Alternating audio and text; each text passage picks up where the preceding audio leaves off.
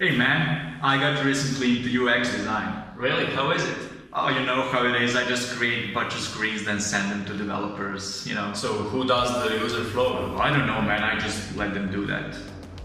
Do you do personas? No, Customer journeys? not really. Red routes? Oh, you mean for the bus?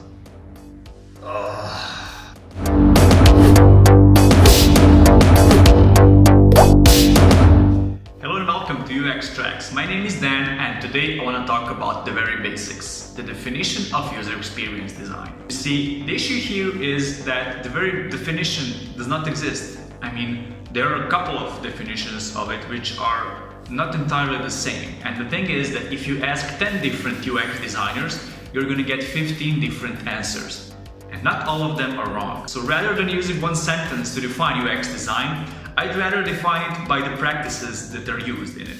So in the beginning of this video, you noticed two guys talking about their workflows. One of them is just simply drawing the UI and delivering it to developers, and the other one is exploring the other aspects of the user experience regarding that user interface. Now, the other one is talking about some practices that are used in UX design, so I want to go through them and talk about each of those a bit. Okay, first one that I mentioned is a customer journey. This is the complete journey from the moment that the customer interacts with your product for the first time. That can be a simple ad or maybe the icon in the App Store or Play Store. And the very end is maybe a conversion or a download or something else, which is the goal of your application. So that complete journey is something that needs to be put in the perspective when designing the user experience. One small aspect of that is a user flow diagram, which is something that I really like to do when I start a new application with my clients. User flow diagram, which focuses only on the product itself. So it's not really about the before and after the product, so it's more about the product itself. So when I start doing this, first of all, I'd like to see what are the most important things that the user wants to do in your application. That way I can draw the lines between some other segments of the application, and that way I can have a complete picture of the app before I even start doing UI design. I also talked about personas. Personas are basically, as the title says, persons which completely represent the target audience. So personas have the name, have their interests, have their age, sex, and other things that are defining that specific user base that you're going to use. So when you talk about the user-centered design, in the very beginning, it's a bit more about persona-centered design, because most of the time we're talking about Josh, who is 34, he likes long walks on the beach and romantic evenings, or we talk about Jessica, who is into weightlifting and CrossFit, and maybe perhaps she likes to eat steaks all the day. So these are the types of personas which define the user base very correctly. The third thing I was talking about is red routes. Now, in the UK, the red routes are parts of the street which are reserved for the emergency vehicle, fire trucks and emergency ambulances. So basically what this means, the red route is the fastest possible way for your user to achieve what he wants in the application. And this should be focus of your user flow diagram and user interface as well.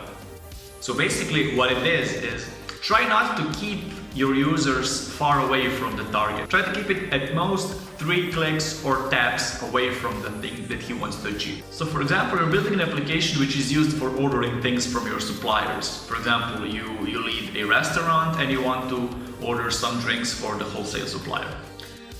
While you can do many things in that application, you can communicate with your employees and see what they are doing, what are they ordering and things like that. The most important thing is to keep that button which creates a new order not very far away.